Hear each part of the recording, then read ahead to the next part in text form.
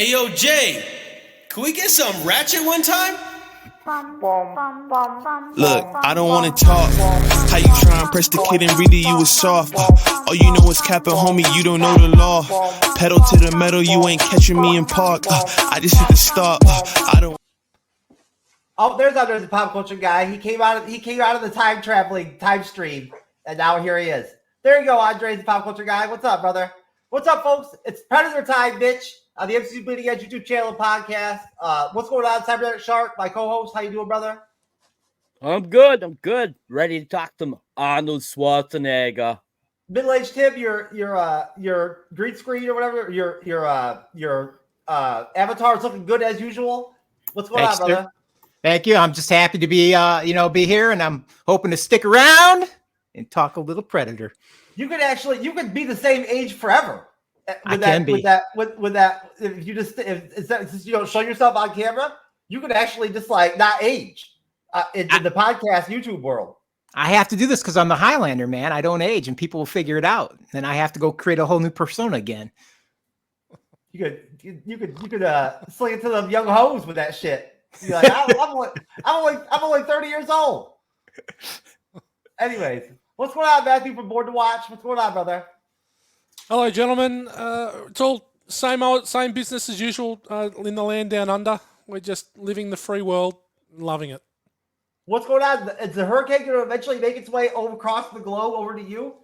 Oh, mate, we've had a bit of nasty weather, but nothing like what you experience. But look, it's always pretty windy under the sheets here in Australia. I like it when the hurricanes come in and they just blow random hose, like random sluts, like the wind picks them up and they end up at your house. You know what I'm saying? Like, you know. Is that a legitimate excuse? If the wind blew her in here. You'll be playing video games, all of a sudden, you hear a bitch screaming, ah! And bam, they're in the wind. Yes. You know, I've heard of being blown by random hose, but not having random hose blow in. But anyway, we'll leave that there. Sounds like a really warped version of Wizard of Oz. It does. What's up? Andre's the pop culture guy. What's up, sir? Very good. Excited to talk about Predator, one of the best films of all time. Oh, you ready for Predator? You ready for Predator, sir? Yes, the Alien movie. Well, obviously, some of the guys here on the podcast live stream don't drink or can't drink because it's 9 o'clock in the morning for them. But those of us who are drinking, we're playing drinking games, and our drinking words for tonight are going to be Arnold, anything Arnold Schwarzenegger of that territory, Dutch, Predator, the Predator, anything like that. And then what do you think, Cyber? Give me another word or two. What do you think? Carl Weathers. And okay. How about Carl Weathers? Yep. And how about Jungle? Jungle. Ooh, Jungle. All right, perfect. There you go. So, okay, the words are locked in. Andres, you got your water, brother? All right, good. You ready to rock and roll? Got your Gatorade? Okay, good. Got your coffee? All right. Drink coffee for me, Andres, the pop culture guy. So, all right. First question on the Predator. And I'll start off with middle-aged Tim. Since this is his first time back with us for a long time. Give me your true life story with the Predator. You know, like if this is going to be around the panel. But give me your true life story, your love affair with Predator enshrined in story form, in terms of your first watch and the impact of Predator on your life and all that. What kind of man you are because of the Predator, all that shit. Well, once upon a time, a teenage Tim was brought to the theater where he witnessed the phenomenon that is now known as the alien hunter. And he sat with his popcorn and his pop in his hand, eagerly awaiting a spectacle that he had never seen before. A creature from space hunting an elite military force. Who was going to win? He sat on the edge of his seat. He ate his popcorn He drank his drink. He choked on his popcorn. He laughed. He cried. He was so happy at the end. It was a great outing and a wonderful time in his teenage years. No, but realistically, you actually saw Predator in the theater? Yes. Yes, I did. Oh my god! So tell me about the impact of Predator on you. It was huge. I mean, you know, I started off as a Star Wars kid. My whole life was in sci-fi, you know, pretty much after that. And, you know, anything that involved the aliens was awesome. You throw in some military awesomeness on top of it, man. It doesn't get any better than that. It's got Arnold. Oh, that's a drink. That's a drink. Oh, it is a drink. It's a double, really. I mean, he's chiseled. He looks great. I mean, he's at his peak right now. He looks fantastic in this film. I mean, and every guy in this is just a testosterone packed, you know, just mega military versus alien, you know, throwdown. It just doesn't get any cooler than this. Not at all. I mean, it's got guns. It's got guys that are more muscular than I'll ever be in my entire life. More muscular than anybody I know in my entire life. You know, it's just, yeah, it's awesome. And then you got this cool, you know, alien guy who's using all kinds of cool futuristic, you know, weapons and you know, tech that he's using to hunt people down. It's just, it was such a cool concept to see that, because you've never seen any of that kind of stuff in a film before. So it was really cool to see it from his perspective too. It was really awesome. Like, you know, you really don't see him a lot. You just see his perspective on what he's seeing, why he's on the hunt. It was a really cool perspective. Okay, Matthew, what do you say, sir? Tell me about your true life story, the impact of Predator as a film for you. Oh, that's a drink on Predator too. Double drink. This is going to be difficult. Okay, so I guess for me, 87, I was 12 years of age. So it's right in those informative years. And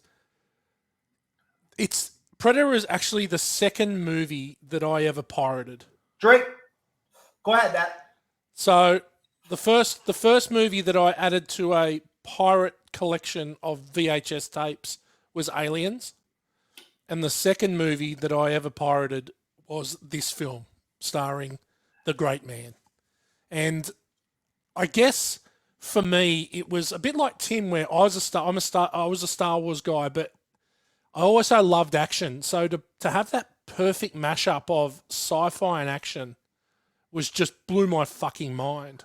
And even today, I was watching it again this morning. It looks like it's made yesterday. It is so good. It is so timeless.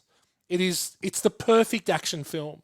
And when you're so used to seeing these guys, like you've gone through your Rockies and your Rambos, and Arnie's done the Terminator, and he's done a couple other action films like Red Heat and all this kind of stuff, and then suddenly he's thrown into this jungle with an alien, and you're like, where has this been all my life? And I think the beauty of it is that it doesn't treat us like we're fucking stupid either. It doesn't need all the exposition. It doesn't need to tell us the Predator's motives. It's just the perfect. Sorry, it's just for me. It's the perfect mashup of action and sci-fi. There's not many movies that can top this in that genre. I love it. Okay, Andres. Okay, so let me chew my food. Yeah, my Are you sure you weren't given some random big BBC a BJ? No, I'm eating fruits and that's it. Don't make it gross, please, and that's it. No. My experience with the film was I think either Fear Fest marathon or just typical like action movie marathon in TV, particularly in AMC. That's where I usually find these classic movies. And when I saw this film, I didn't know what it is. I mean, I just knew the big star was there, the Terminator himself.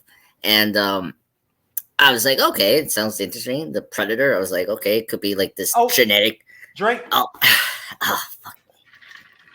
I hate you, Jeff. I hate you. Revenge. Anyway, the alien, the xenomorph, I was like, it could be this genetic monster from like a laboratory. I didn't expect like a space alien, like the aliens.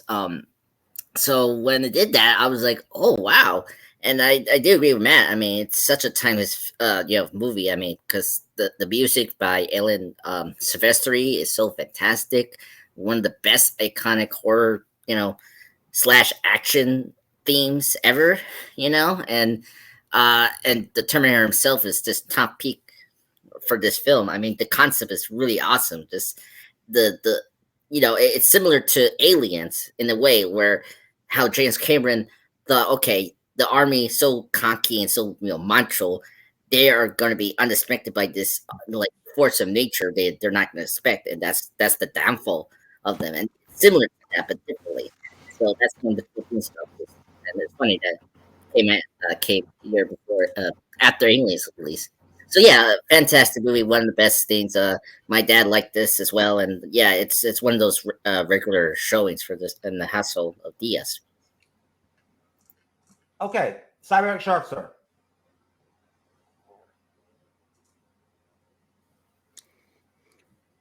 All right, so the Alien movie we are discussing that came out in 1987 is one of those films that I remember when I first saw it. It definitely got me into wanting to watch more from its main star. And its main star, being still around the peak of his bodybuilding, he was, getting into film more by this point. He wasn't as, buff as he was, but he definitely still was kind of in his like heyday of bodybuilding. And, I feel that physique of his really was very epitomous and very, like a lot of guys that saw this film were like, oh my God, I want to look like him.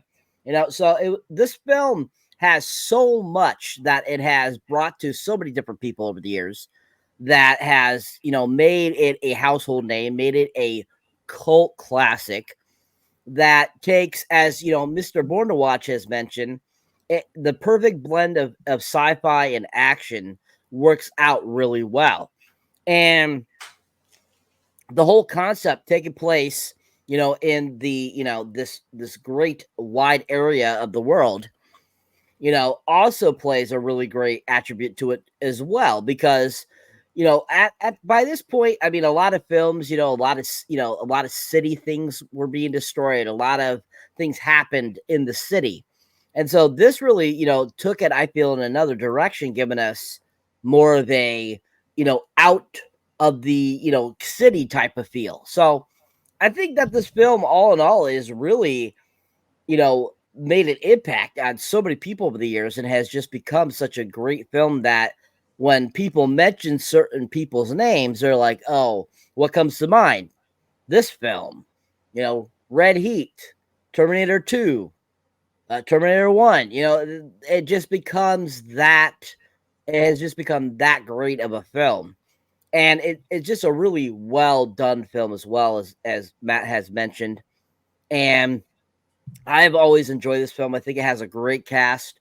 And overall, I think the impression it's put on me is, like I said before, it made me want to watch other films by these other actors, Carl Weathers and so forth. And, it's a drink. Yep. So I think that in the words of our main star, this is a great movie. You must see it. Please see it now.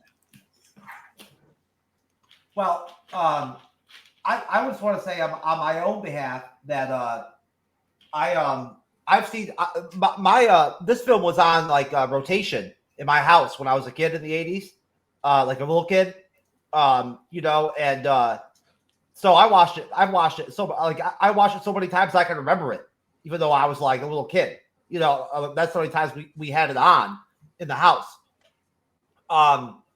It was on VHS in the house, like in the house VHS, like my parents' VHS. It was there to like watch when I was a kid, so I watched it. I would grab that tape and like bring it to my room and put it in my VHS and all that. I had one of those TVs that had the VHS underneath, like on the TV. It was like built in. You know what I mean? Like it's one of those small TVs. in my room. And I would just watch VHS all night when I was a kid. Like, I'd be up all night watching VHS movies. That's all I did was watch movies when I was a kid. But no, it's a classic movie. It definitely has a really awesome story and concept for a film. That just doesn't it doesn't give up. It works really well. But so okay. I'm going to take a drink on this one, but Predator is a 1987 American science fiction action horror film directed by John McTiernan and written by brothers Jim and John Thomas. Mr. A stars as D. Schaefer, the leader of an elite paramilitary rescue team on a mission to save hostages in guerrilla-held territory in Central American rainforest, who encounter the deadly P-Man, Kevin Peter Hall, a skilled, technologically advanced extraterrestrial who stalks and hunts them down. Mr. W, Alpedia Carrillo, Bill Duke, Richard Chavez, Jesse Ventura, Sonny Landham, and Shane Black are supporting co-stars. Written in 1984 with the working title of Hunter, filming ran from March to June 86 with creature effects devised by Stan Winston and a budget of around $15 million. 20th Century Fox released the film on June 12, 1987 in the U.S., and it grossed $98 million worldwide. Initial reviews were mixed, but the film has since been considered a classic of the action and science fiction genres and one of the best films of the 1980s, and was nominated for an Academy Award for Best Visual Effects. Obviously, it launched the entire franchise, and it launched the comic books, and it launched all that, spawned off the movie. And is there anybody out there on the panel that actually has ever fucked with the any of the Alien comics or any of that kind of stuff, the other stuff other than the film? Because I have. The comics are good. They're good. All that Alien, Predator, Predator comic book stuff is pretty dope. There's some pretty good YouTube channels out there that just have content based off that sort of stuff. But Tim? How about you? Always wanted to read them. Kind of been on my radar. Never have gotten around to it, unfortunately. Okay. All right. So we got no comic book fans. Okay. So getting into the actual meat of the film, the introduction of the film. The plot from Wikipedia goes: in space, an extraterrestrial spacecraft deploys a shuttle to Earth. Wait a minute. I was tripping there for a minute. Where Vietnam War veteran Major Ellen D-Man Schaefer and his military rescue team, consisting of Mac, Poncho, Blaine, Billy, and Hawkins, are tasked with rescuing a foreign cabinet minister and his aide from communist insurgents in an unspecified Central American country. CIA officer Al Dillon, a Vietnam War buddy of Mr. D's, is assigned to accompany the team over Dutch's objections. En route, the team discovers the wreckage of a helicopter and 3 skinned corpses. Mr. D identifies them as Green Berets. He knew and became suspicious of Dillon's intentions. So the team reaches the guerrilla camp and witnesses the execution of a hostage.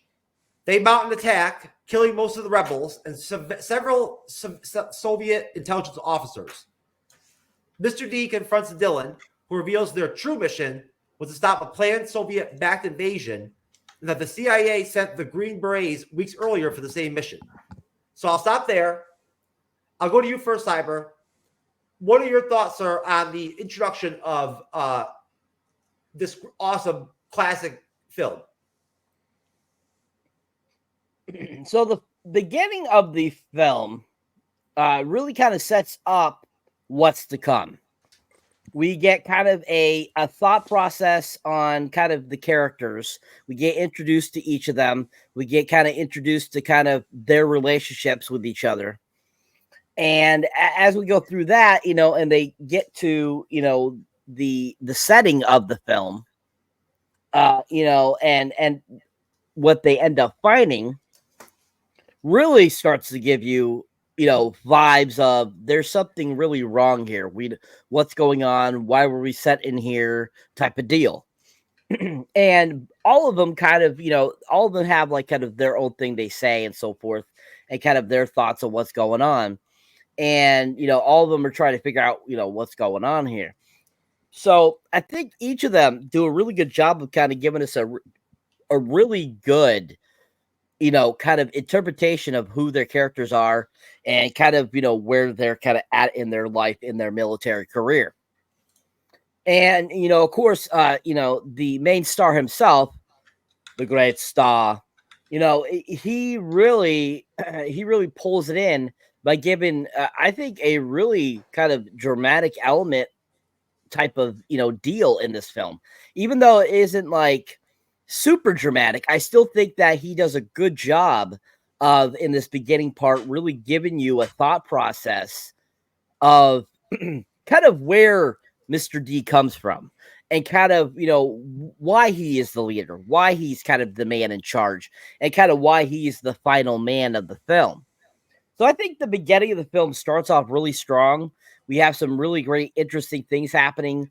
We have some action going on. We have some just very strong beginning vibes to this film that really pull us in to start off. So I think the beginning of this film is really done well and really pulls you in, and it keeps you wanting to want more. So solid beginning. Okay.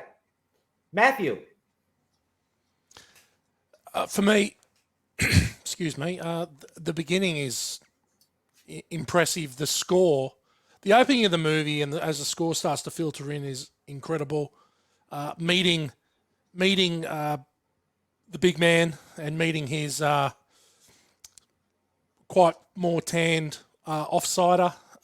We get to know exactly what we're in for. We know it's going to be that kick-ass sort of action film. No more memorable scene, almost an 80s film, than the Dylan and the handshake and the biceps, and you just know what you're going to get. And I think we then, and as I said earlier, that I just think it's really clever how it doesn't give much away at all, and it just sort of unfolds in front of us. And next thing we know, they're in the jungle. Next thing we know, they find the wreckage. Next thing we know, and they're still not telling us what's going on. And that's what I really like about it. I think there's a lot of movies, especially that we've covered lately on Born to Watch. Drake!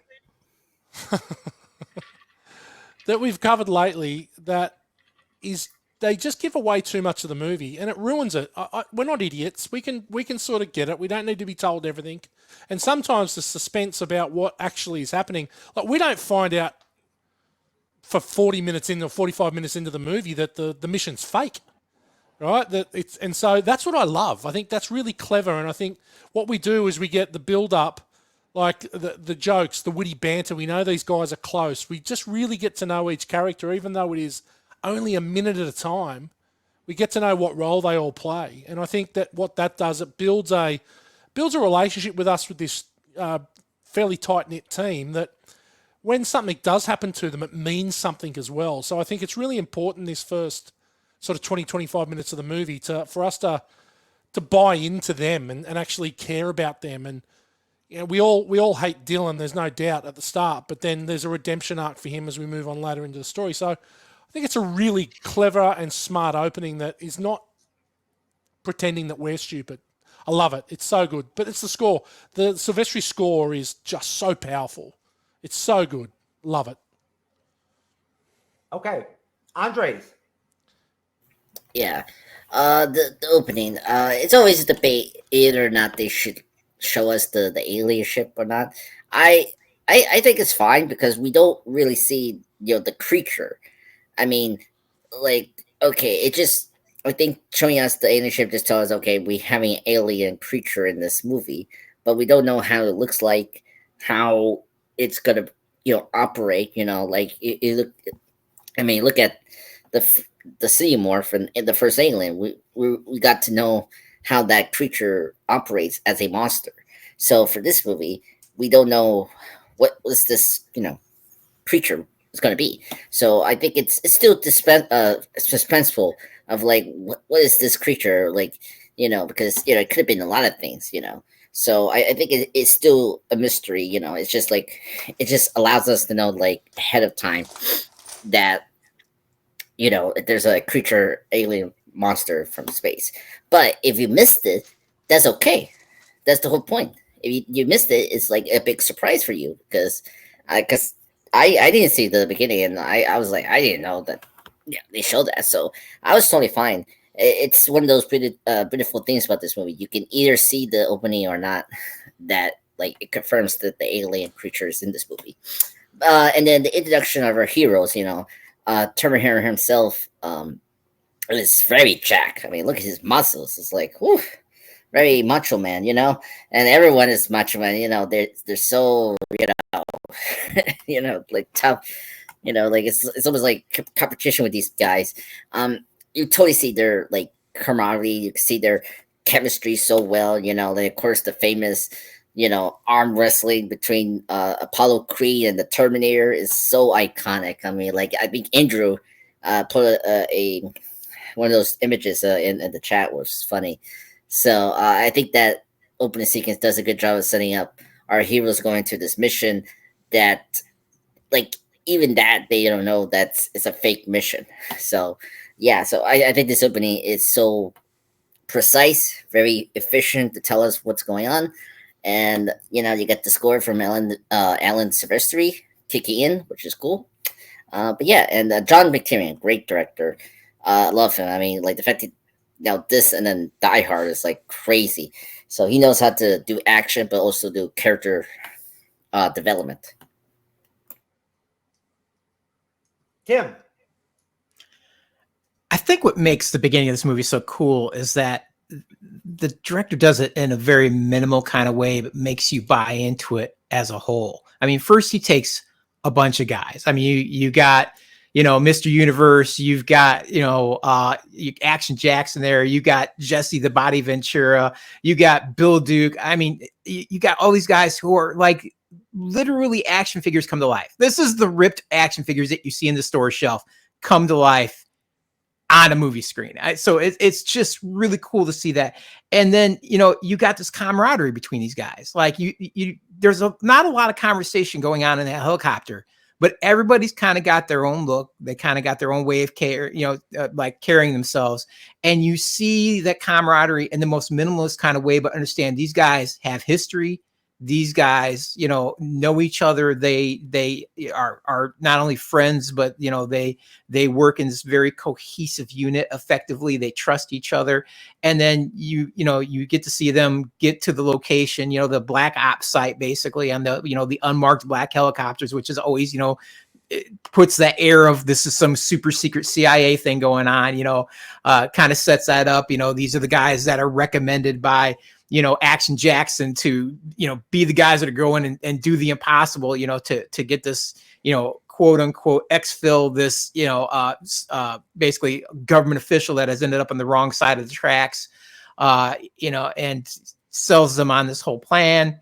But he's got to go with them, which you're not happy about, which is kind of funny since they're friends, but they're like, whatever, we got to accept this, but we're going to take the mission because it's important, and they head out, back in the helicopters. They're heading out into the, into the wet forest out there, and you watch these guys as they drop down when they hit the site. I mean, they do it in a very methodical, very well-oiled machine manner. They come off the helicopters down the lines. They spread out. They're working. They're working as they work their way through the jungle. They got the spaces, so it's not like 6 guys in a row that can be taken out with one shot kind of thing. So it's very cool to see that they actually trained as the actors themselves to be this cohesive military unit, and hand signals and their gestures and everything.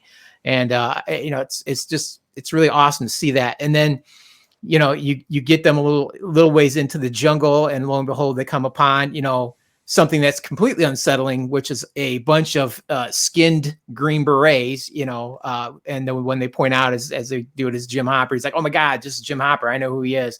And we shouldn't get confused with Sheriff Jim Hopper from Stranger Things, but I believe that probably is where they got the name. He's like, I knew this guy is Green Beret. What the hell are they doing out here? And then we've got basically Action Jackson's like, oh, no idea. So something's already up. Like, rebels don't skin people alive and hang them from trees. It just doesn't happen. So that's your first sign that this movie is not what it first appears to be. We all know that because of the title and the posters, but still, that's what gives away in this. Like, okay, this has already been kicked up a notch. This is more than what it appears to be, and we're in for a hell of a ride. Okay. So,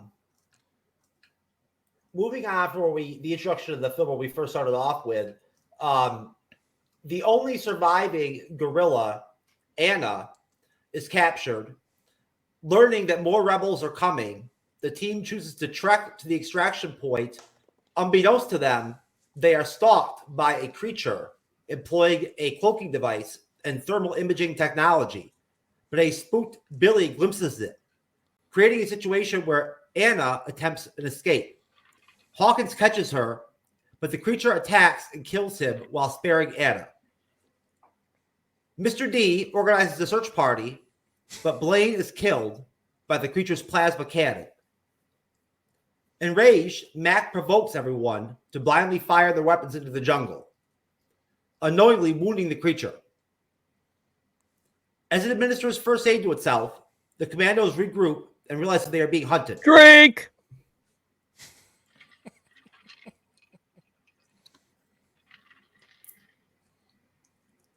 Dylan believes gorillas are responsible, but Billy is adamant that the pursuer is not human. They make camp for the night and set traps, which are triggered by a wild boar. In the ensuing confusion, the creature steals Blaine's body.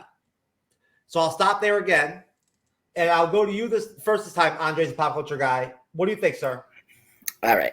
Well, first off, we cannot skip the huge action scene of the gorillas' headquarters. Action-packed, one of the best action scenes.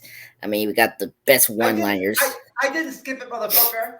Yes, you did, you motherfucker. You did. You skip it. Anyway, because we cannot forget about the iconic line. Well, there's multiple lines here that's iconic, but stick around. Come on. We cannot forget about that. That's so hilarious. The guy getting his death to a knife is so funny. He's like, stick around. It's like he's not going to go anywhere. He's dead. Next to you, Terminator. So I just want to bring that up. Very fantastic action sequence. And then after after that aftermath of the gorillas' headquarters being pretty much destroyed, we get the reveal that, they were sent there by Dylan because, they wanted to try to get the gorillas because they didn't know anything about, they did send Jim Hopper to do the same mission, but something happened to them, right?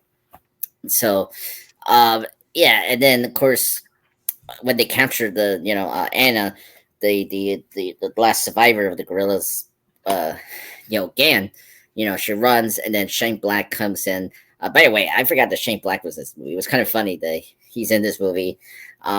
Very funny. I love his interaction with Billy. Him telling jokes about sleeping with two women. Pussy. It was just very funny.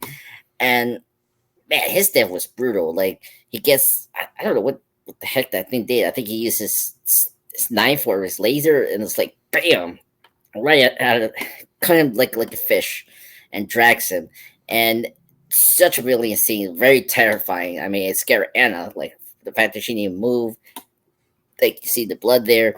Like the whole army, like the whole, soldiers there that we have here, the heroes, just are so confounded about what's going on with this creature.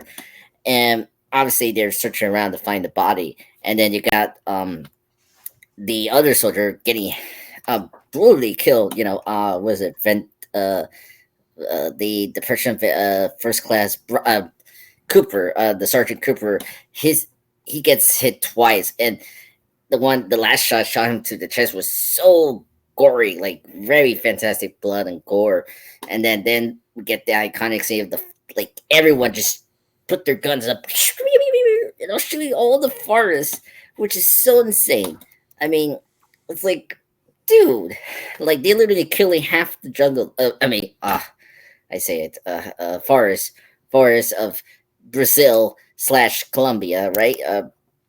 Just showing it, and Mac is it's so sad because he lost his friend, and then obviously we see the creature get hit, just one time, which is crazy.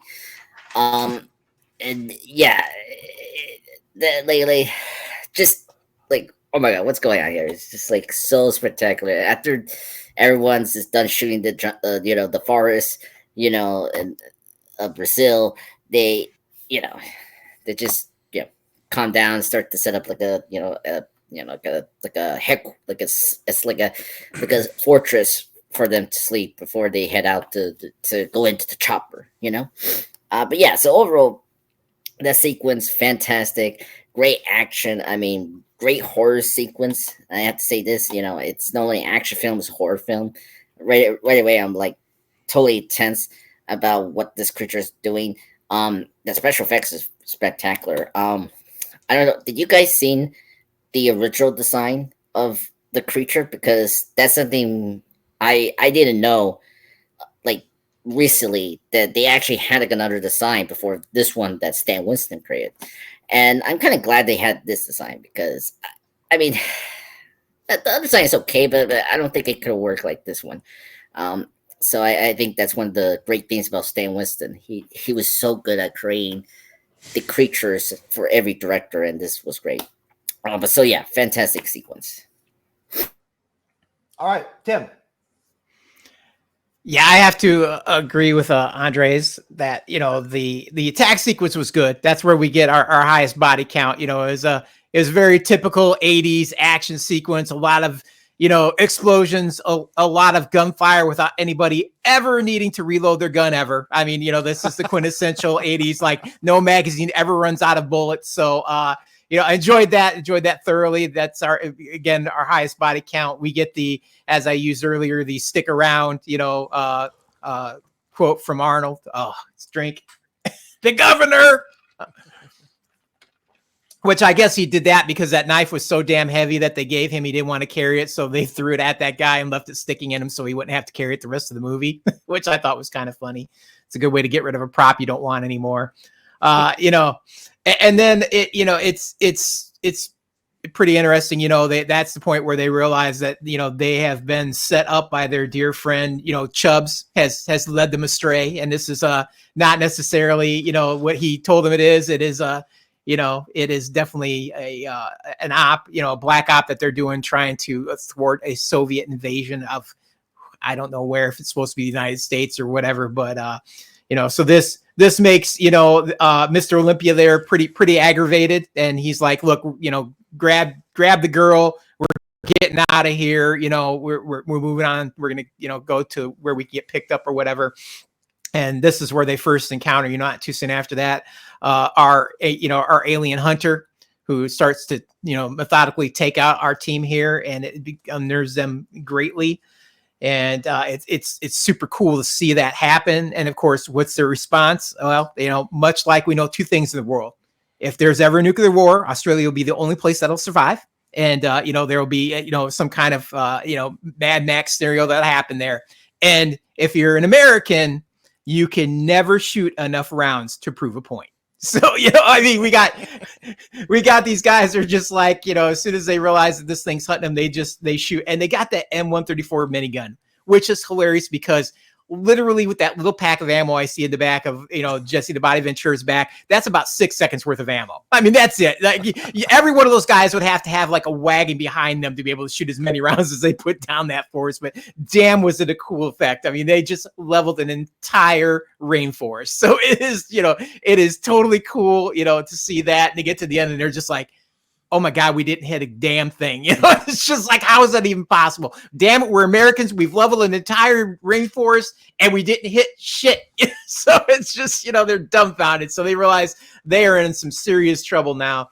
So now they've got to kind of, circle the wagons, figure out what they're going to do and move forward, because they've lost two major people. Now they've lost Hawkins, they've lost Blaine, and each of them gets kind of weird in the way that they're dealing with it. You get like Billy's he's resigning and basically claims that everyone's going to die. You got Pancho gradually becomes hysterical. Mac just kind of starts to slowly descend into madness.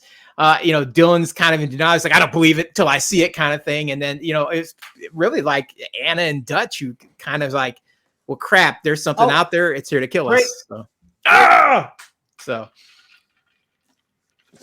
So it's interesting to see the dynamic of how each of these characters like deal with the reality of their new circumstances. So it makes for a fun watch going forward now as each of them tries to deal with this weird otherworldly force that appears to just want to kill them for no other apparent reason than just because it can. Because of this movie, when I was a little kid, I used to walk around and with sticks, sticks, and have them stuck in my clothes and shit, like they're like they're guns. You know what I mean? And I'd be out there in the backyard and shit, right, with sticks and shit, right, stuck down my pants and shit to where they're cutting my leg and shit like that, and shooting them like they're guns and shit like that. And that was my shit. That's what I did. Was your nickname Stick Boy? That was last week. I wish I had some video of that shit. I wish I had some video of it. It would be good. We do too. Yeah, Jeff had to put the sticks down to get his headset and microphone ready. That's right. He's been running around his house making clicking noises and stuff and going wow and stuff. Now I just focus on one stick. And you know what I'm saying? That's it. Cyber.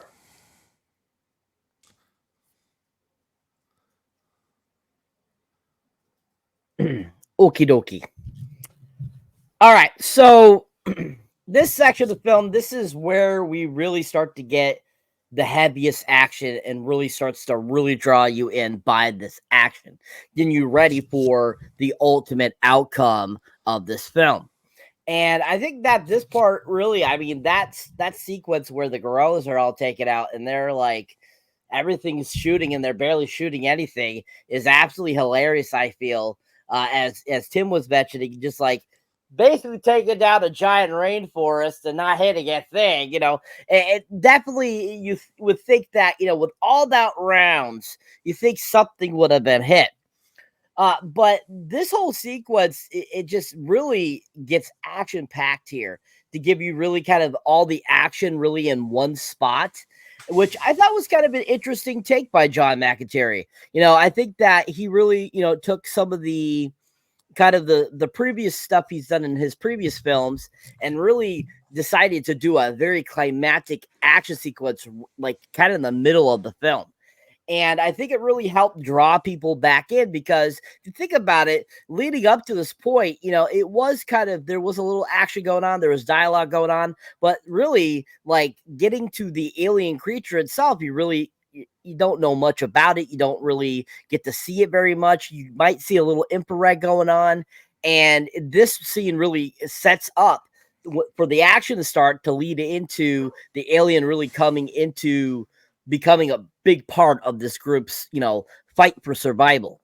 And so I think that they do a really good job action-wise and story-wise here, giving us this really fantastic, kind of mid-action scene to really boost our morale again, to really get us back in the film. And I thought they did a good job. The introduction of having Shane Black in this film was absolutely hilarious. I think, knowing him going on to do some of the best writing and some great directing that he's done. The Nice Guys, Iron Man 3. He has done so many great things. It's funny to see him as an actor because there's so many of these, directors. That's how they started out. They started out as actors and ended up basically becoming, directors that they are, the writers that they're known for. Same thing with Paul Feig. If you know what he's done, like The Heat, Jackpot, he just recently did, Twist of Fate and stuff like that. He started out as an actor. One of his first films was Heavyweights. So it's funny seeing Shane Black as an actor versus what I've come to love his writing and his directing. So it was so fun realizing many, many years later that was him in this film. I had no idea that was him until I think maybe a couple of years ago I realized that. So I thought that was pretty funny. But this all-star cast, I mean, Carl Weathers, Jesse Ventura, Sonny Lanham. Drake. You know, it's such a great cast. All of them have provided so many great things, Bill Dukes and so forth. And even the actress that plays the surviving gorilla, I think she does a really good job in this sequence too as well. I think she plays a really good asset to the crew, and you know, really helps kind of draw the alien out basically. And you know, I think another great thing to kind of pop out there that nobody's mentioned is that the original person that was supposed to play the alien was originally Jean-Claude Van Damme.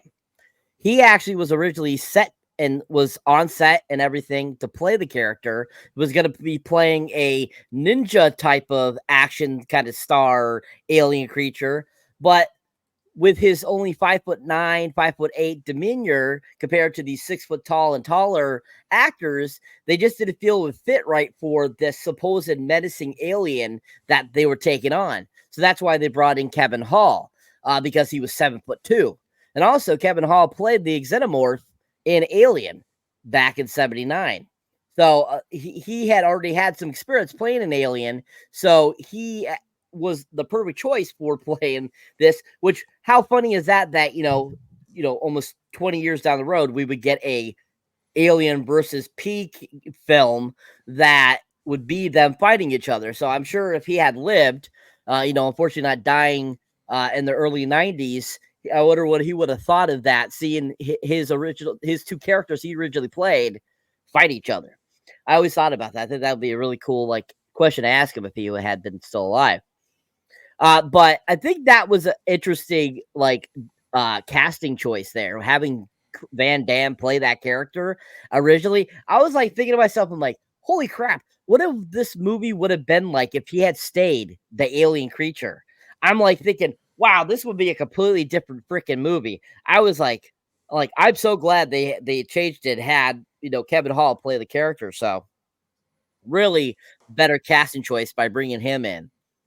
But great sequence, great part, really gets you more into the movie, get you ready for fighting the alien more, getting to see the alien more, and just really draws the story to a great point and giving us a really great and lots of great action. Really enjoyed this portion of the film. Matthew. Yeah, I think it was. I think we do need to mention the attack on the camp, because that's them in their element.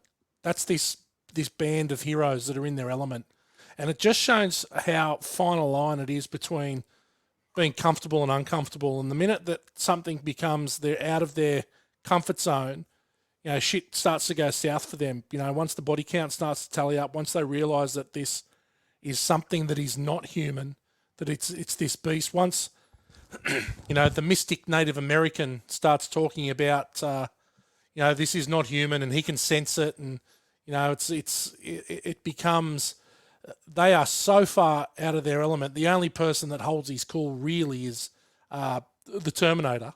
And that's because he's a cybernetic machine himself. So it's a great. I think it's such a great part of the movie, because we've had all this set up. We start to care for these people. We see them at their very best, and then we're going to see them at their very worst before the hero then succeeds in the end. And I think that the deaths are great. Like, you don't expect it. The death of Blaine is all time, when Jesse's chest just gets blown out. And then as the bodies start to disappear, I think that's really cool. I think that there's, you know, we can laugh and talk about the endless ammo in the jungle.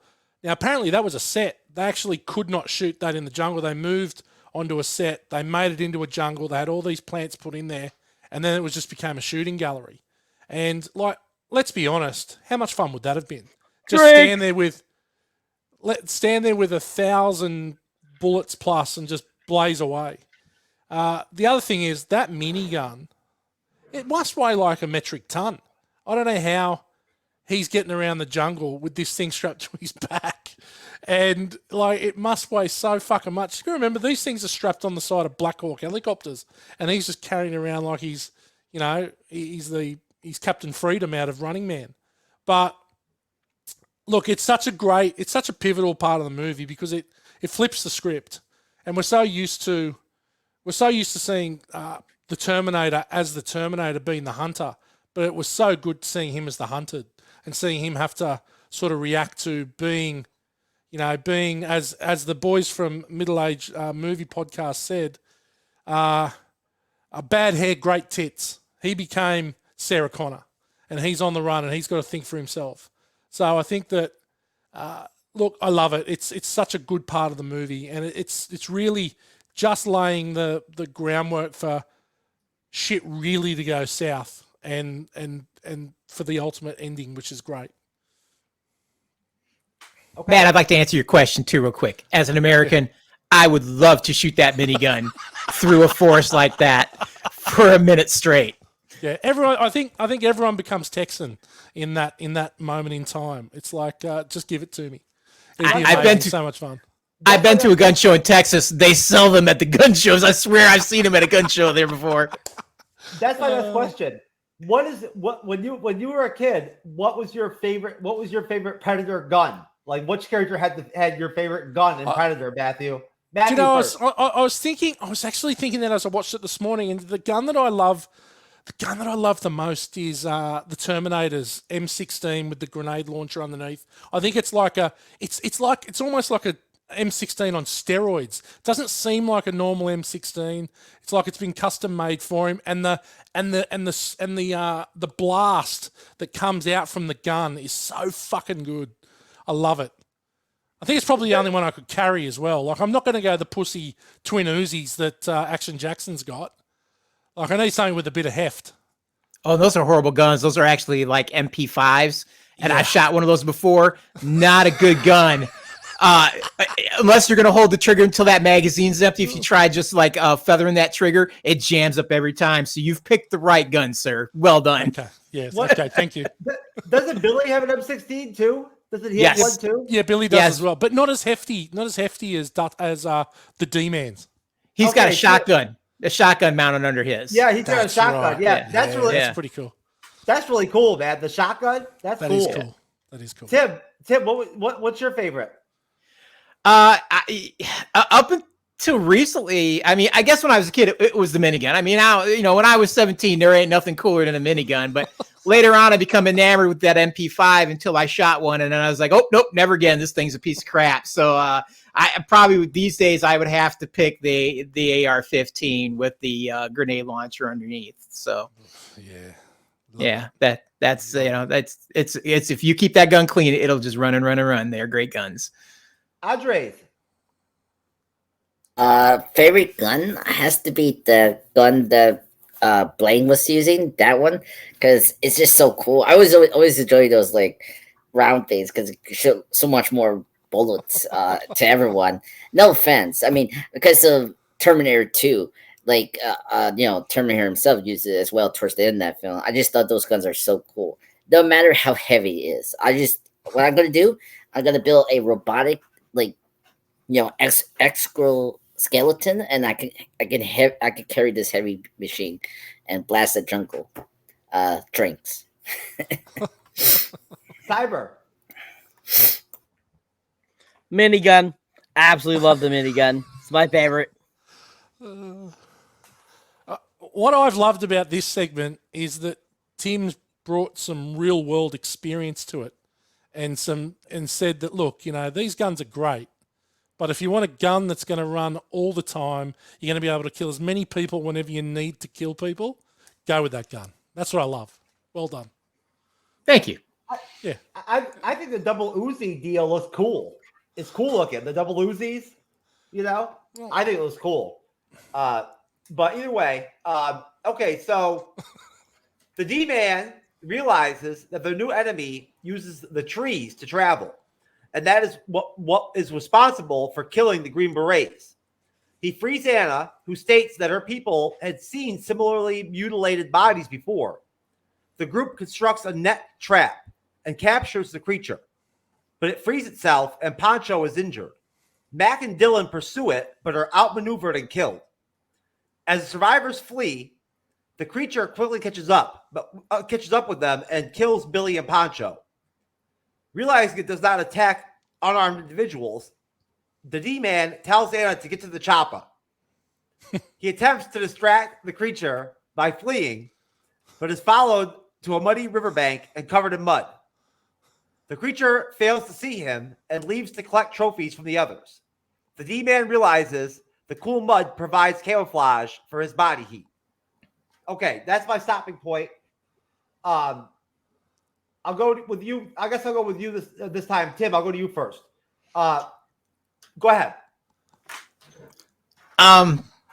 Yeah, I mean, yeah, there's a lot of carnage that happens there. We lose a lot of guys really quickly, but I think one of the coolest moments out of all of them, it's got to be Billy's. I mean, that whole thing where, you know, they're like, look, we got to get the hell out of here. And he gets on that tree trunk and he just turns around, he drops everything. And man, he just goes, it's almost such a symbolic Native American move. It's like, okay, screw the guns, screw everything else. It's me, my bare chest, my medicine pouch.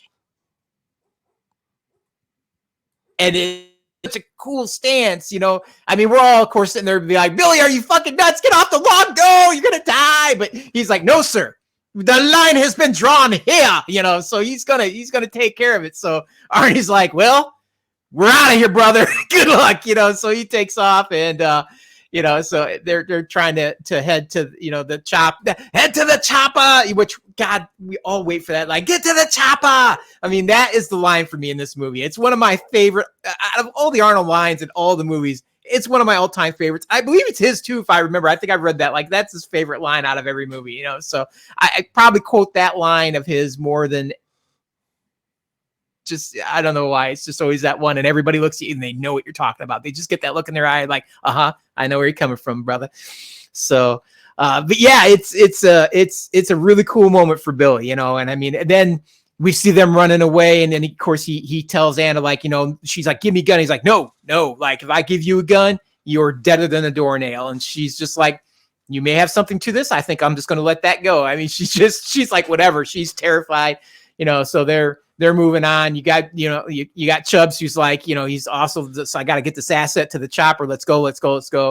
And then we hear that blood curdling scream, and we all know Billy's last stand did not go well. You know, it was just like, damn, man, he died like a bitch, but, you know, but good for him for trying, you know. So, and then, you know, we get to see Arnold flying off, you know, that cliff, which, you know, when you first see that shot, you're like, oh man, he's hitting rocks. You know, you could tell he must have shot that in a couple different locations, because the shot you see as he goes over to the shot you see when he goes in does not line up in my mind. I don't know about the rest of you, but I'm just like, no, that guy's dead. But, you know, he manages to get in there. He gets washed away, you know, whipped through the rocks and everything. And then, you know, we basically see him come up. You know, the California governor is all covered in, you know, mud and everything as the predator's trying to hunt him down. And all of a sudden he realizes, like, oh man, this guy cannot see me. Oh man, I'm goofing up all over the place.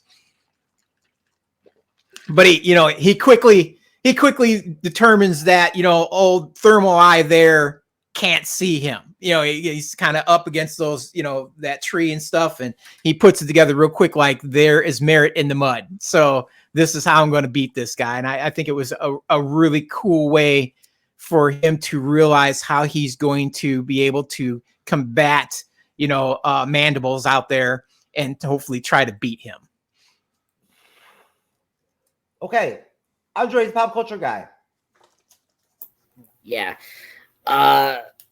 Yeah, I mean, this is the big climax before we get into the final act, right?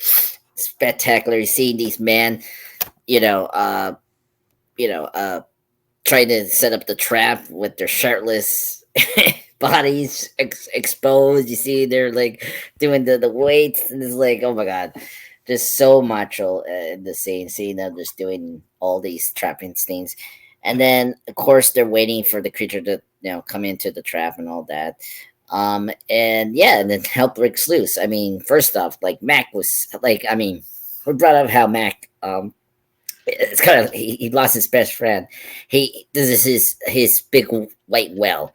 He's Moby Dick, so he's going after him. And it's like he's so stupid. You can't you don't know how powerful this creature is. So he runs up. He's like, "I gotta get you!" Destroying his like he's out of control, and of course, Dylan has to get him, like he did redeem himself in the scene. I have to say, because of what he did, So I'm happy that he went out to go after him and all that. And man, these two deaths were spectacular. I can't believe anyone talk about this. Like, first off, Mac's death was brutal. I mean, he got shoot right to the head. And like you see the aftermath, it's so gross. Like the blood is like, oh, and then, oh my God, Dylan, Apollo Creed just couldn't he didn't have, he couldn't fight for him at all. Like getting shot to the arm, and it was so creepy. Like this, speaking of images, the image of the arm, like continuing with the Jeff, is that Uzi you're just talking about? The gun that Apollo Creed was using, like he still shoots it when his arm came off. So creepy. And then the alien comes out and he has his blades, his like Wolverine claws, and then bam, kills him like that. I was like, whoa, and hear his scream. And then Billy, I don't know what Billy was thinking. He was so stupid. I don't care you're from you're a Native American. You should know one thing about horror thing.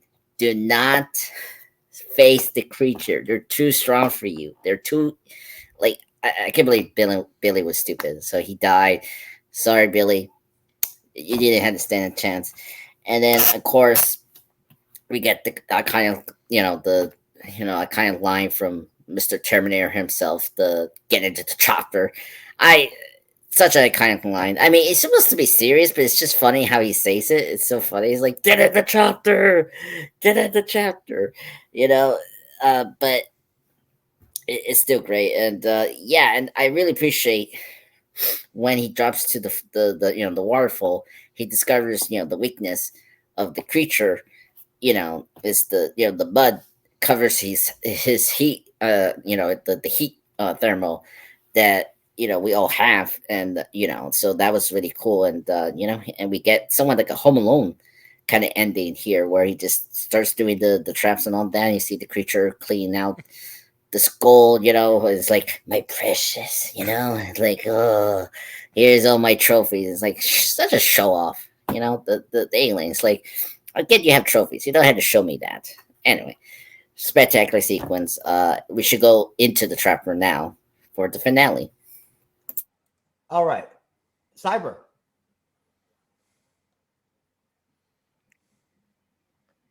All right, so basically at this point in the film, we're definitely 100% realize that there's some alien creature hanging out and killing people, and basically the surviving guys are trying to figure out how to eradicate this problem. And so in this situation here that we see throughout this portion of the film, we see them strategize. We see them try to figure things out. They start, figuring out that he's using the treetops and stuff like that. We get to see more of him through using the infrared as he's looking and trying to find them. And, we get a lot of just great, more kind of like action and just fun and just really enjoyable things. And I think a lot of this portion of the film, we get to see a lot of them, kind of their slow demise throughout this section. So how far did we go again, Jeff? I'm sorry. Refresh my memory. To the mud. To the mud. To the Okay. mud. To the mud. Okay. All right. So basically, we start seeing them unfortunately get picked off one by one by the alien, to the point where, basically, Mr. A, Mr. S, is really trying to figure out how to survive, really. And basically we get to the point where he ends up falling into mud, and he ends up finding out that it shields him. And I think that scene is like so super cool, because you're like, the aliens after him and all this kind of stuff.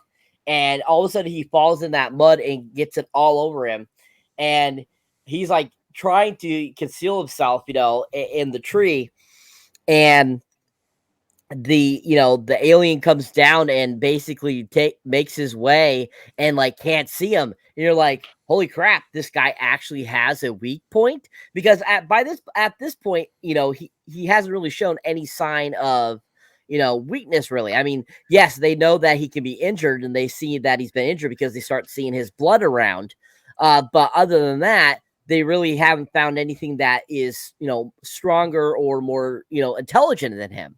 Like, even them as their human counterparts are trying to figure these things out, but really he's always one step ahead. And so I think that whole sequence really gives you a good idea of like, this is the time that we'll start to get finally, maybe they'll get the upper hand finally. He'll start getting the upper hand. And I feel that, some of the depths, like when it comes to, of course, Ventura and to Sonny and to Mr. C and stuff like that, all their demises were done so epically, I felt, throughout this whole entire sequence. And they all went out like soldiers. And I love that they presented it like that. And I thought McIntyre did a great job of giving us these really epic deaths that were really profound. And I think one of the great parts about it is that each of the deaths, you kind of are like, as you're watching the film, you kind of come to like these guys. You kind of come to enjoy these guys.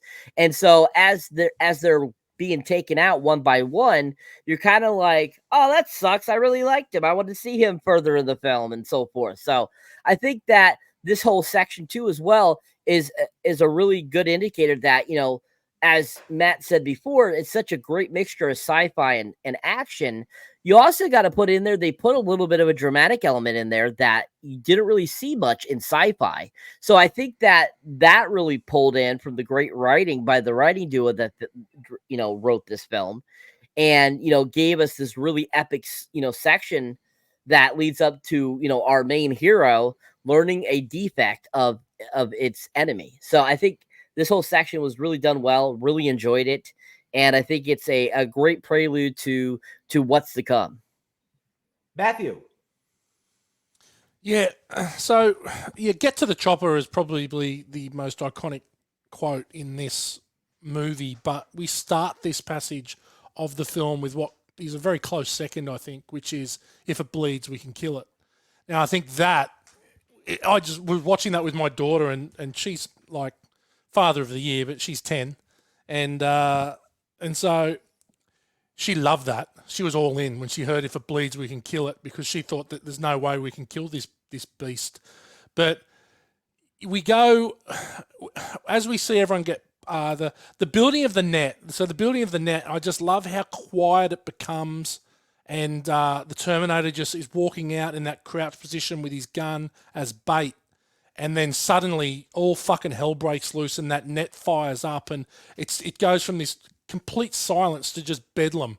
And then the laser shot blows up the branch, which is just, very luckily, it's connected to a vine which swings down and takes out Poncho. And I think that's the most violent thing in the movie. That's the one I could relate to the most. I was like, fuck, that'd hurt. Because that's real, that'd hurt. And that guy's rib cage is completely destroyed. It's like Blaine's. But then as they start to, Dylan's Max on his mission, he goes off, and you're right. It's like a piece of fruit. It's like a watermelon just being exploded.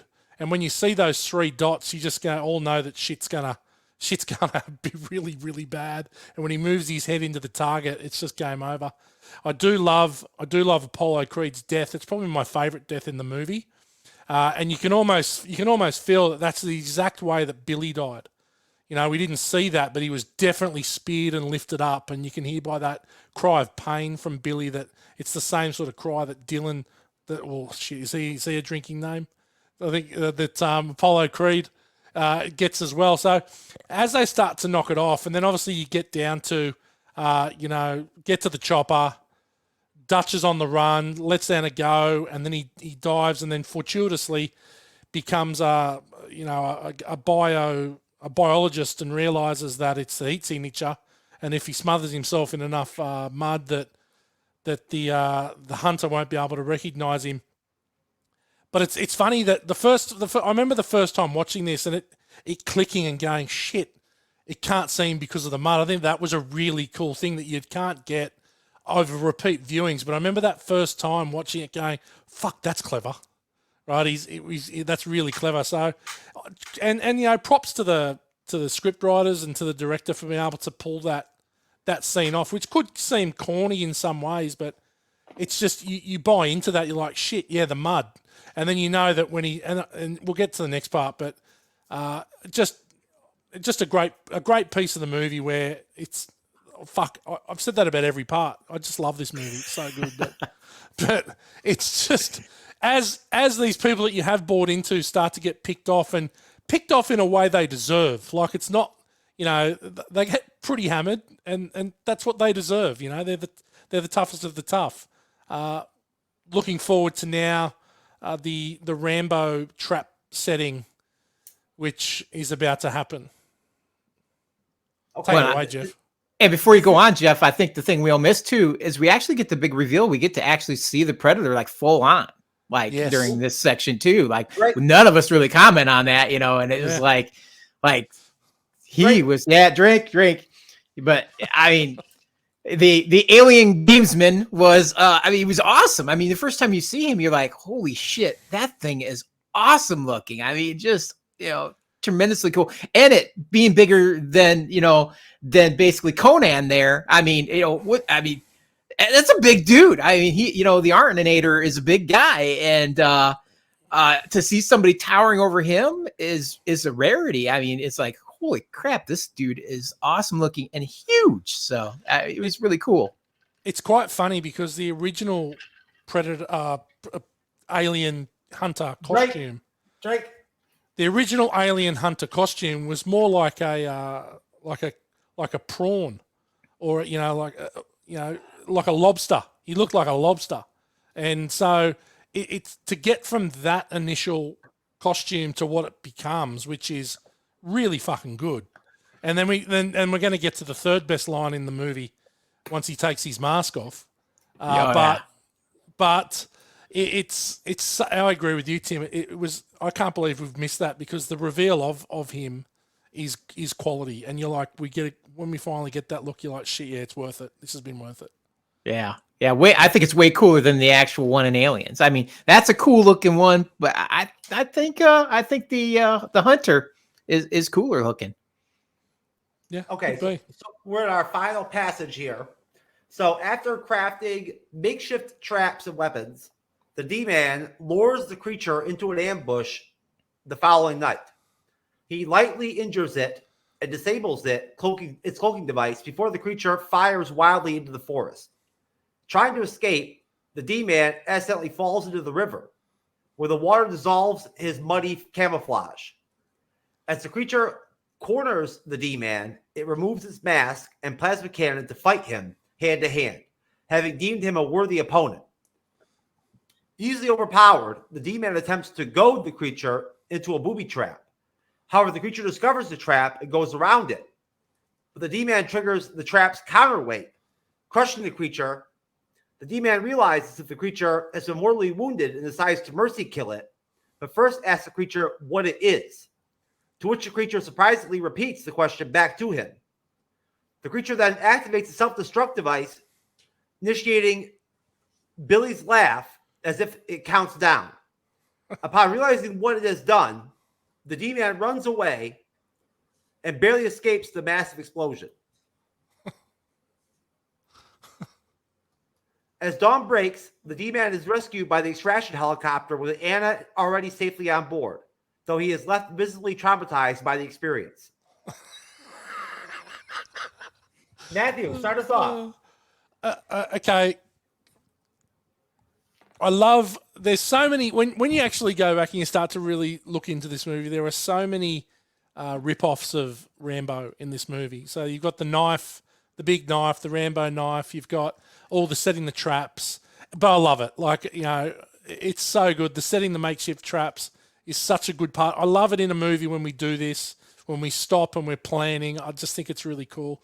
I think that moment when, and obviously he's now got he's made his own spears with bombs, and like the Terminator he's a master of his craft, and being able to develop these weapons on the go and disable the Predator, the cloaking device, so that they can sort of fight one-on-one is great.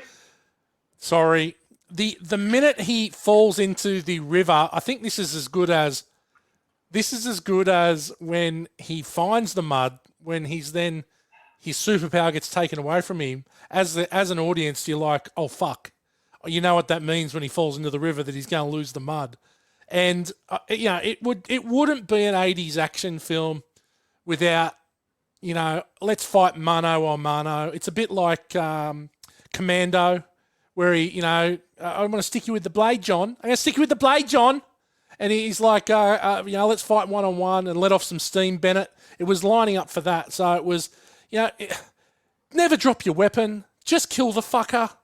Like, the alien hunter should have just blasted him away. Who gives a fuck about worthiness?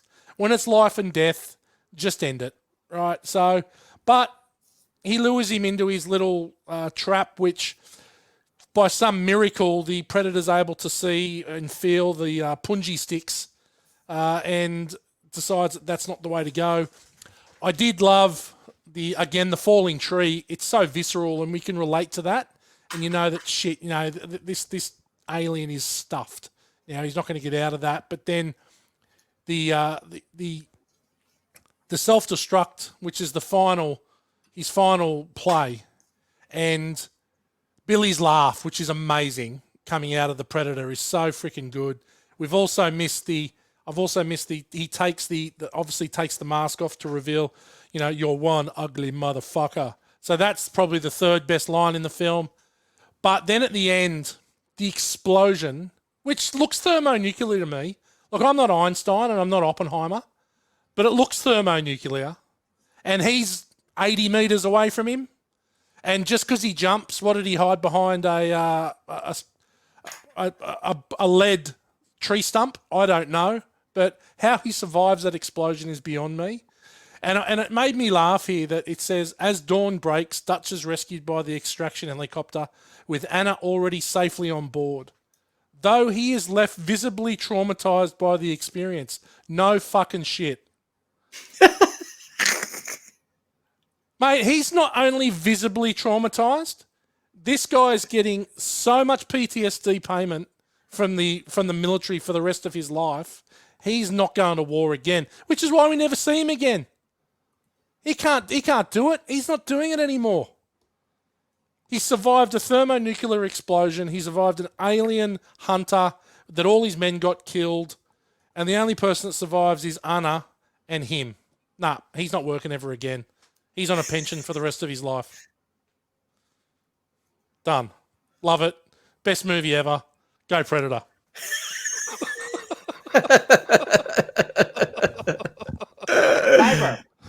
Cyber. So first off, Drake. Secondly, get to the chopper. Anyways, so the conclusion of the film is really great. We have the great ambush sequence and this kind of like final battle between Mr. A and Mr. P. Well done. A and P. And basically they battled out really royally, and it's so awesome. The mud plays a huge crucial factor in this sequence. The whole thing that Mr. A puts together to ambush him is just really done well too. I think that it looks really fantastic. It works really well, and it's totally something I would see you being able to make. If you were not in civilization, you were out somewhere in, a giant forest of some sort. And, you end up getting this great climatic battle with, of course, the Mr. P, who, as, Mr. Tim had mentioned earlier, that the previous sequence, we got our first full, look of him.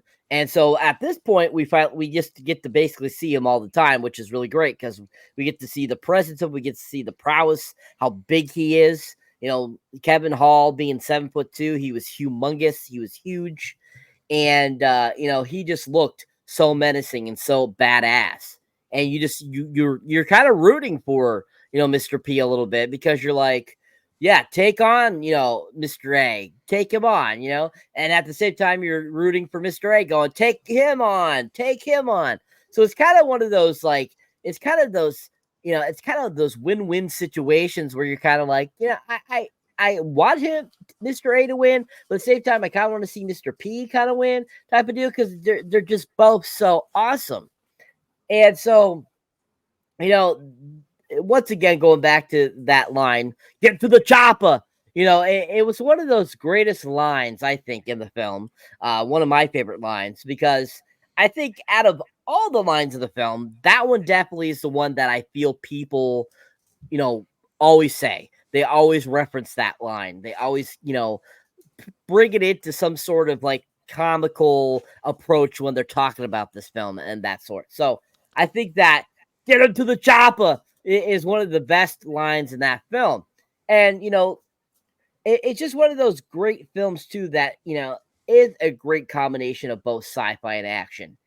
And I think that the climactic, you know, conclusion, as Mr. Matt had mentioned, Mr. PTSD now, most definitely he's going to be, for hundreds of years, I think, being paid PTSD payments for having to deal with that, especially because they find out, of course, that, you know, this was not the, you know, what they were supposed to be going in for. This was a completely different situation. And having this alien hostile have to, you know, basically killing off all of his team, like, I think that would make anybody have PTSD, I feel. So I think overall, I think that look he gave at the end after he gets into the chopper is definitely worth what he dealt with in this whole situation. And so, you know, climactic, great ending, great film, really well done, really enjoyable. Amazing action sci-fi film that is a super huge cult classic that I always enjoy watching, always a fun to watch. And I think it's one of, you know, drink here, people. Arnold Schwarzenegger is one of his best fucking films, you know, of all time. I feel that he is just so badass in this film and did such a great job. Hands down, great film. If you have not seen it, highly recommend check it out. I gotta get a drink, and I'll take a drink when I get a drink. All right, Andre's pop culture guy. Yeah. Yeah. What else want to say about this finale? This finale is spectacular, awesome. Yeah, it's crazy how this movie, the conceit of this film was from these writers thinking it'll be kind of cool to see Rambo versus an alien. That's basically what you got here, and you're seeing Terminator versus an alien, which is spectacular. I mean, again, the action's well staged. The creature is just doing all his, you know, alien things. You know, I mean, first off, showing, like, we get this huge, you know, when, you know, of course, Terminator is hiding with, you know, now camouflage, and of course, the alien doesn't see where easy, you know, so he just randomly shoots at the forest, which is hilarious. Like, we get another spectacular scene where a person shooting at, you know, a forest of Brazil and just causing a lot of damage at all with those trees and all that. Poor creatures in those trees. But anyway, yeah, it's true. Like, come on, like the squirrels or like those like snakes and. Like they're dying here from this like atomic blast from this alien creature from outer space. Yeah, and then of course see, you know, the creature's face, which is hairless. But I was my mom was with me for that finale. It was very funny when, you know, the Terminator was coming out from the water. Now the camouflage is out, and that moment when he has his Wolverine claws and he puts it like in between his head, you know, that was like, whoa, like quickly. I was like, you know, very fast. and him, grabbing the Terminator to the neck is really crazy. And yeah, that face reveal was so cool. I like how slow build it was. Like you see like him pulling out these plugs that like had the air. And then of course you get the iconic line, you're one ugly motherfucker, which is very true. I mean, I think he's kind of cute. I think he's not ugly. I mean, come on. I think the most ugliest creature is the alien from the Cinemorphs. I mean, they're ugly. I mean, this guy's has teeth, has eyes. So whatever. He's racist, Terminator. You're very racist. Anyway, that's why he doesn't like you. So would you have sex with it? Would you have sex with a predator, Andres? If it's female, yes, I will do whatever I can to nature my legacy as a Time Lord. Well, now we know Andres is turned on by mandibles. Yeah. I mean, he has great dreadlocks. That creature. I mean, that dreadlocks are pretty awesome. Yes, I will have sexual encounter with aliens, no matter what. I mean, like if you've seen Species. It's out of. Oh no! Well, that's different. He wants to be the first midget to have sex with an alien. Yeah. Everybody else is trying to figure out how to survive, and he's just like, you know what? I'd hit that. He'd be like human alien hybrid. What do you think? Human alien hybrid. What do you think? Let's do it. I wanted to have sex with an alien for a long time. Not illegal aliens. Yeah, not illegal aliens. No. Registered aliens. Illegal aliens too. Aliens and illegal aliens. No. Anyway. In my timeline, they're registered. No, hang on. Let's stop. Aliens. Andres. Would you have sex with ET? No. That ET is very ugly and okay. very short. All right, now we know the limits. Okay. Yeah. I have my limits. So anyway, yeah, and of course, he gets beaten by the Terminator by that big log. He's gushing his green ooze, his blood, green blood, and yeah, throughout the film, this is cool. I never paid attention to this. It was really cool that the Predator. They never dive into this in the sequels, or this creature mimics the people voice. It's very creepy. It's just like so creepy. I mean, like it's so horror because it's just the way he like says it. It's so almost like not robotic. Like it's almost like it's recorded, and it's like, oh my god, just really haunting. Just the way he uses Billy's laugh is like very creepy and like such a show off. And he's like the fact that this alien creature is trying to be so like a hunter. He's like literally cheating by using the bomb. And it's like, wow, you're such a pussy. If I go out in a fight, I will just do the thing of using my knife and scoop up myself in an honorable death. Civico? Yeah, Civico. That's how I do it. Not the cheating way of like beep boop beep boop. Bam! Go explosion. It's all explosions. It's like an AT&T commercial. Beep, boop, boop, boop, boop, boop. Yeah. Like just let me set my time here to explode myself. 1, 2, 3, boop, boop, boop, boop, and bam, you're dead. I'm like, what? No, just go out as a man, okay? Take a knife and die honorably as a hunter. That's all you have to do, alien. So yeah, is he giving him a blowjob before? Oh no, no, I don't think so. I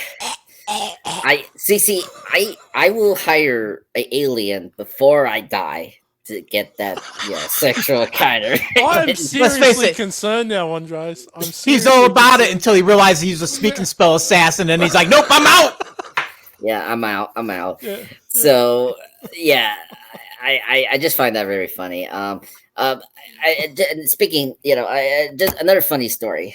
I know we're not talking about Predator 2, but I had to mention this because of my dad. My dad always does this, and it's so funny because it's so creepy. Did you know the famous line, do you want some candy?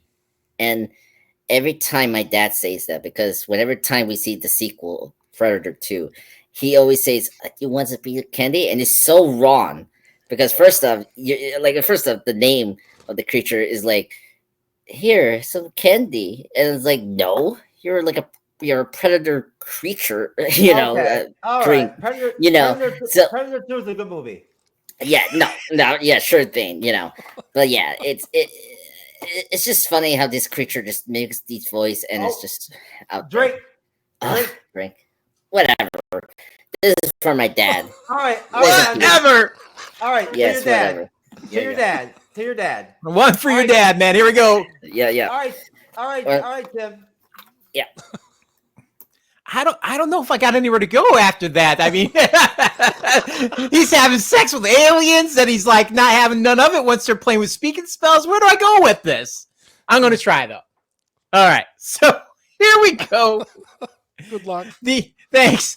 The ending of this movie is really the movie that they wanted. Originally, they just wanted a movie where it was basically the governor versus the basically the alien gamesman.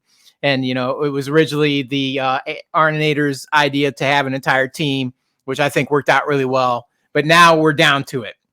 And so here's where we basically get, as Matt pointed out, kind of the Rambo moment. He's down to just his knife. So we're going to get all the cool special forces creating the traps and stuff. 80s montage without the cool 80s montage music. It's almost like we're going to build a trap and we're going to put some sticks and we're going to make him pointy and we're going to kill him with this, it was missing that whole kind of thing, but it would have, detracted from the movie. So I understand why, but very much the 80s montage, which is cool though. It's cool to watch him kind of, do all the stuff. Plus we get to watch him flex his muscles as he's, basically lifting his Ewok attack log up to the top of the tree and stuff and getting ready.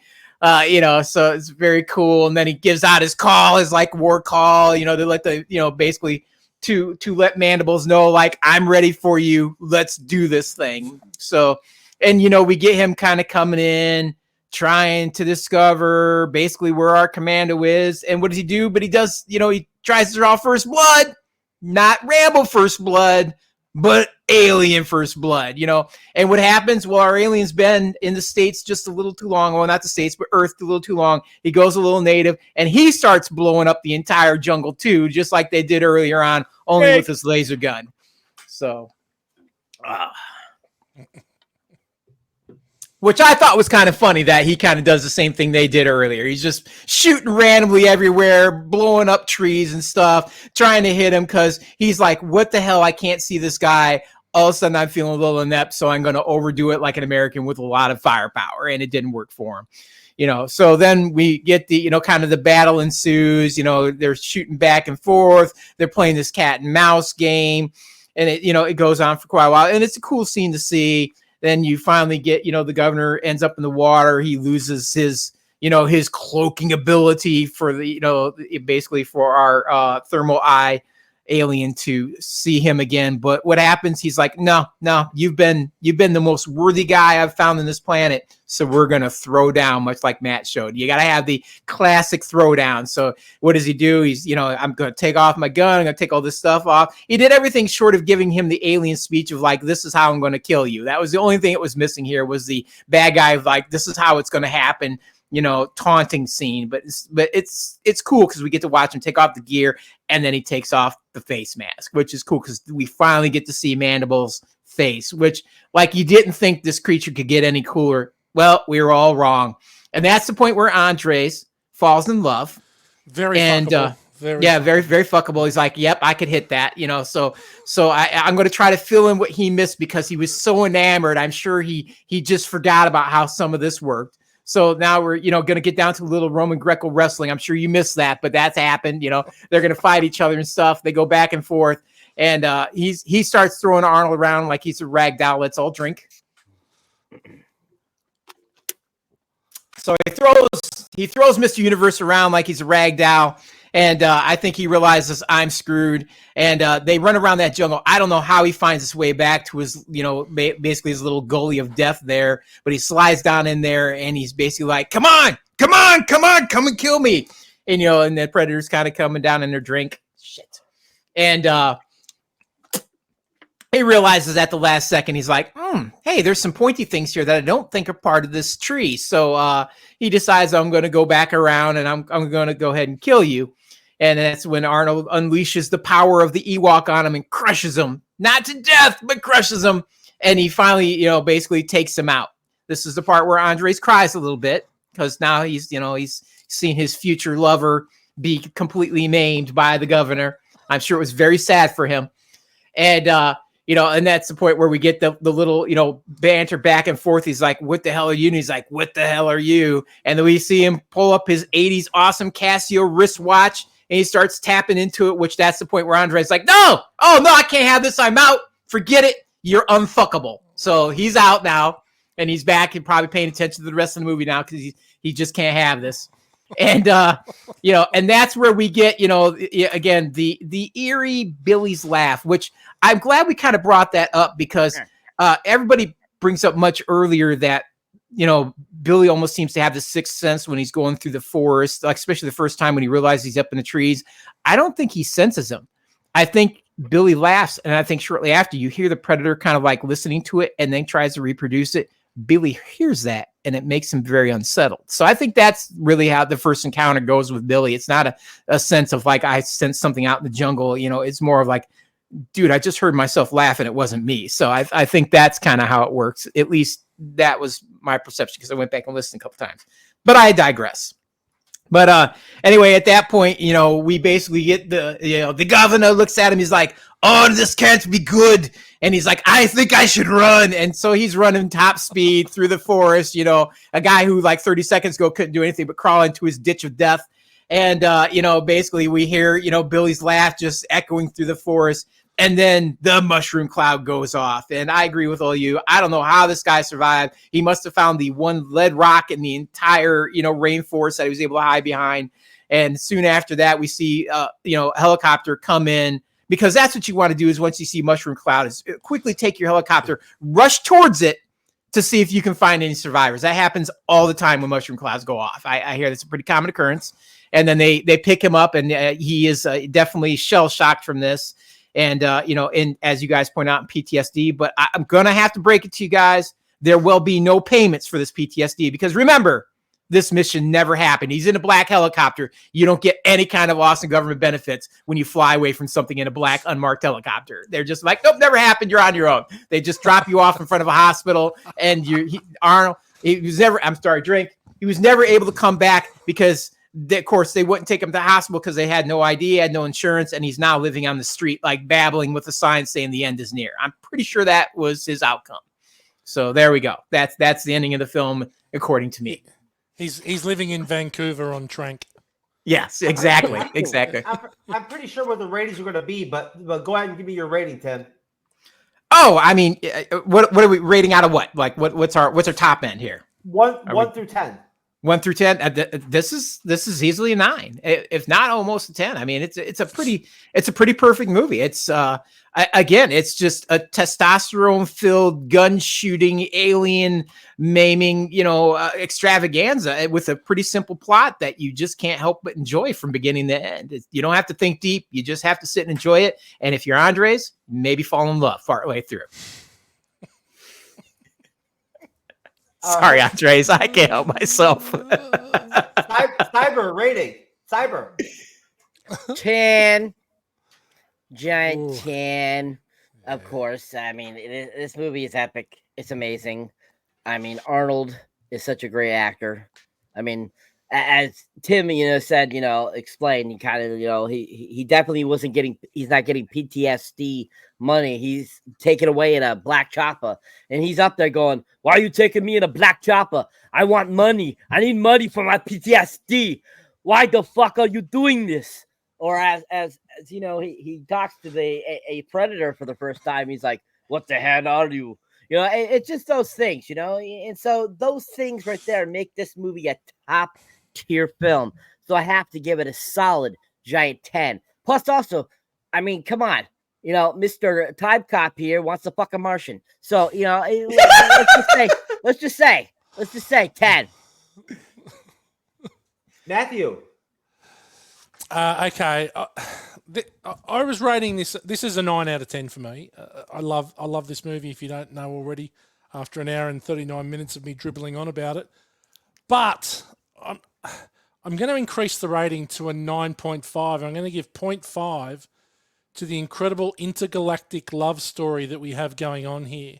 And what I'm concerned about, Tim, is that it was not Billy did not hear his laugh coming back at him. What he heard was a young Andres in the jungles of Bolivia saying, well, it's not going to suck itself. Right? And all of a sudden, Billy was very concerned about what was going on out there in the jungle. So this gets 9.5 intergalactic love stories from me. Matt, you convinced me. I'm changing mine to a 9.5 as well. There we go. Andres. I'm sorry. I can't talk anymore. I'm so sorry. 10 is a 10 out of 10 because well, first, the 10 out of 10, I think Matt totally nailed it. It was actually me making noises during the time Billy heard the predator saying something. That was me, but it went a little more deeper than that. But anyway, it was a great climax. I had to say that. Anyway. Wow. Clever. Boom, tish. Yes. It's very well done. But Andres, where does it end up on the heart scale? Out of 10 hearts, where do you put it? Yeah, it's a 10 out of 10. I love this movie. It's one of the best action horror movies and love stories, I guess. You know, it's better. It's better than Nightbook. It's better than Notebook. It's better than whatever Nicholas Spark novel. It's the best romance movie I've ever seen. I love it. Great action. Yes, it's great movie. But I want to say thank you for James Cameron, because without him, the Aliens director, because he's the one that suggested the alien design for Stan Winston to do the mantles. So I want to thank James Cameron for that, because I mean, again, that retro design was really bad. Also, fun trivia. You know who voiced the Predator? Anyone? Just a guess. If not, I will say it. It's anyone? Oh, okay. So it's Optimus Prime. Pierre Collin voiced the Predator. I was looking at the trivia today, and I was like, oh my god, Optimus Prime voiced the Predator. So that was cool. And I wanted to clarify something. I like female alien creatures. Just make that very clear. So no one will make the mistake of a male alien. No. Female. Remember, people, not Romeo and Romeo alien love triangle. It's the other way around. Yeah. How do you know? Juliet. I'm not sure the universe is as woke as our Earth with pronouns and stuff. So how do you know? You got to lift up the skirt or lift up the poncho, whatever it is, and find out. Like, well, my phone. Oh, sorry. Go ahead, Tim. I'm just worried, Andres, that every time you hear Autobots move out, you get a little happy. That's all I'm saying. No. I get somewhat upset about that. But anyway, my phone is a universal screwdriver, and I can scan one of the aliens, and my phone could tell me the gender of the alien. So that's how I do it. Yeah. You don't do the Crocodile Dundee, just go for the grab of the cock and balls and just find out? I do that too if I'm desperate. I would.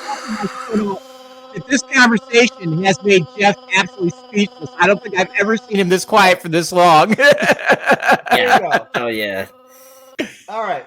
So I'm gonna drop a big 10 on the Finally on the film.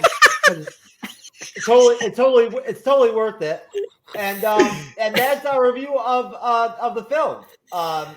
So let's start off our plugs with Mr. Tim himself.